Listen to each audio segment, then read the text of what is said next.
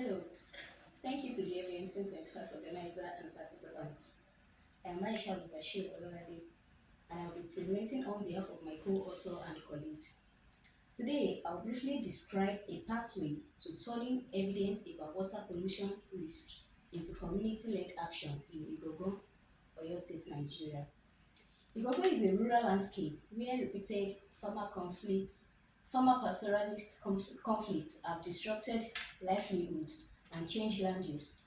Alongside deforestation and charcoal production, these dynamics raise a quieter but serious concern: the risk of water contamination from pesticide runoff and other pollutants.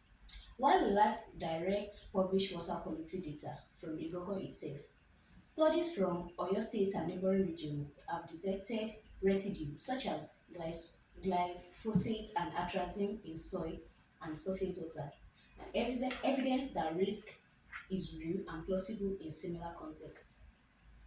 So, what do community do when they face potential contaminations but have no local baseline data? Waiting for perfect evidence risk is silent harm.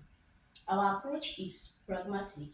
It combines regional analytical evidence with locally available low-cost remediation options.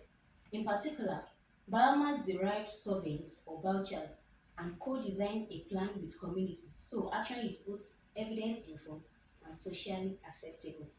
So why biomass? Biomass feedstock such as sawdust, rice husk, cassava peel, coconut shell are abundant in many Nigerian rural economies. Converted to biochar or activated form, these residues have been shown to remove metals, dyes, nitrates, and pesticide residues from water. Case studies from Ghana's northern region demonstrated measurable improvements using cassava peel and shea husk biochar. In short, waste become a resourceful for remediation. At Evidence 2025, we propose a participatory action-oriented session with mixed stakeholders such as researchers, policymakers, youth, and community leaders. This session uses short evidence briefing, comparative learning from Ghana, risk mapping exercises, and a co-design of a practical roadmap. Groups identify Groups identify sampling points, priority pollutants, rapid testing strategies, feasible biomass feedstock, and simple prototypes. For example, household belcher sand fillers or small batch absorption unit for boreholes.